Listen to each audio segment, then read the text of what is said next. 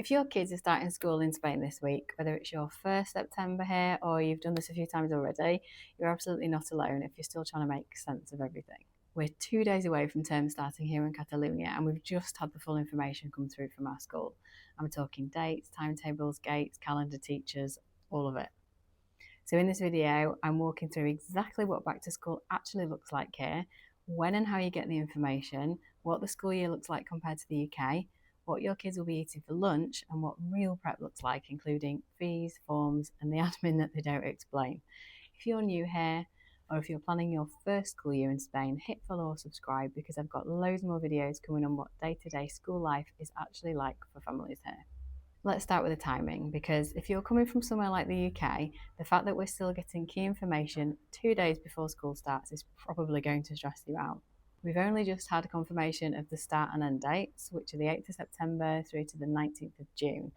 We've just had the school hours, which vary depending on the year group, and we've had the reminder of which gate to use for drop off and pick up. And we've only just found out whether the kids are keeping the same teacher as last year. They are, but we didn't know that until now. And this isn't unusual. You might ask about it in June and we get told we don't know yet, and that might genuinely be true because staffing changes, enrolment numbers, and internal decisions all happen late. But for parents, it can make things tricky. You can't necessarily plan wraparound care, work hours, after school clubs, or even lunch arrangements until that final email and PDF appears.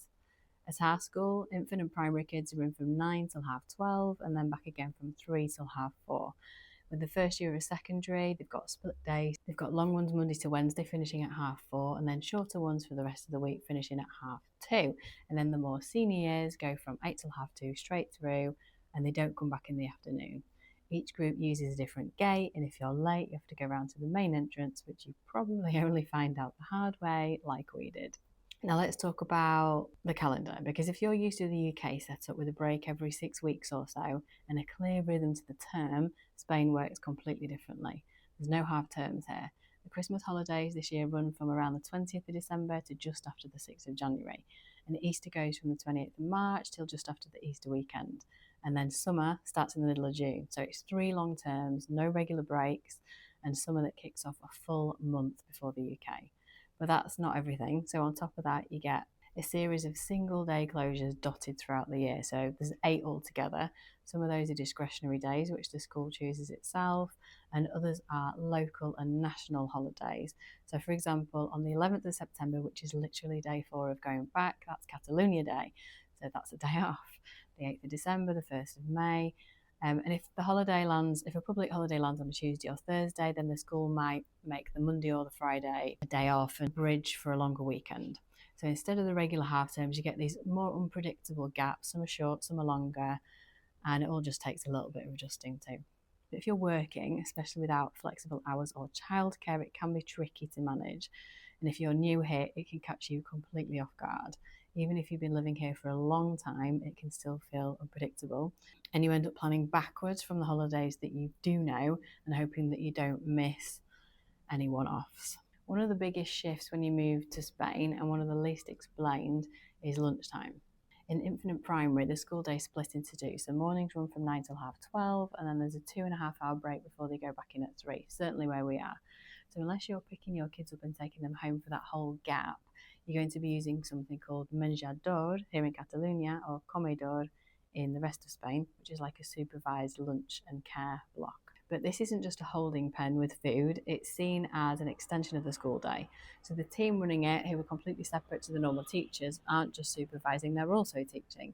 Kids are guided through things like how to serve food properly, how to eat together, how to help clear away, and they use it to build independence, practice manners, learn about nutrition, and reinforce emotional learning like sharing, taking turns, trying something new, or recognising when they need help.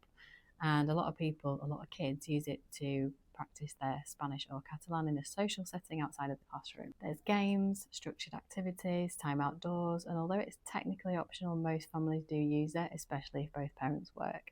Usually pay monthly, although some schools do offer it on a day-to-day basis. The staff, as I said, are different to the classroom teachers, often employed by an external company, but they follow the same ethos and it's all coordinated under the school's broader educational goals. So the food itself is a proper sit-down lunch. There's no packed lunches here. You can't send anything in unless there's a medical reason. So The menu is normally cooked on site and they send out the menu to you.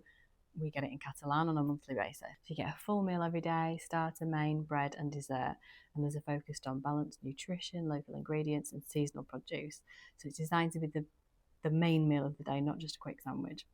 So you'll see things like lentil stew with chorizo, rice with vegetables, baked cod, macaroni with tomato and tuna, and plenty of fruit and yogurt. So some days the kids absolutely love it. Other days they'll say, I only ate bread, the soup was green. I didn't like it. One of mine will try anything, the other's a bit more selective, but they're learning. And the point of Menjador is to help with exactly that, learning how to sit, eat, listen, talk, and be part of the group outside of their normal class. And because the staff are different to the normal teaching staff, there's different communication channels. So if your child's struggling with food, friendships, overstimulation, then we find out in a different way. But for lots of families, it gives families the structure and routine that makes the rest of the working day possible. I'd love to know how this compares to what your kids are doing, whether that you're in Spain already or in the middle of planning a move. Drop me a comment and tell me how lunch works at your school. Is it anything like this? Back to school prep in Spain doesn't look like it does in the UK. There's no uniform shopping trip. So you get a series of emails and PDFs sent throughout the summer. For us, they're in Catalan, listing everything that you need to do before the start of the term. And they can be quite complex. This year we've had documents about book orders, voucher codes, material payments, lunch fees, authorisations, PE kit, and not all of it was easy to work out. Some of the PDFs were clear, others were a bit more confusing. Some told you how much to pay, some of the bank details didn't work, and I very much used the parents' WhatsApp group to help me get through that. Last year and certainly the previous year, I found it really overwhelming. I didn't speak much Catalan. I remember having to try to translate everything line by line, but still not really understanding what was expected. But since January, I've been learning Catalan properly, and this year it's been a totally different experience. I could actually read the forms, I could understand the emails. It still took time, but it wasn't as stressful as it had been before. So here's what I've actually done. I've ordered all the school books in advance. The government gives us a €60 voucher each per child to help with school supplies, and after applying those, we ended up paying about €100 for both kids. So they're both going into Segon, which is year 2 of primary, so it's not free, but compared to the UK uniform costs, it's really not that much. So if you've not had to buy a uniform, there isn't one. They do have PE kit, which they also use for school trips. So we bought them both a t-shirt and a hoodie, didn't bother with the leggings or shorts. And I also bought them new school bags and trainers. And then we've just made sure that their bottles and lunch boxes are labelled, because they do have a snack in the morning, which we do have to send in. And then we just check their sun hats and paid the fees, and that's it. We're ready for Monday.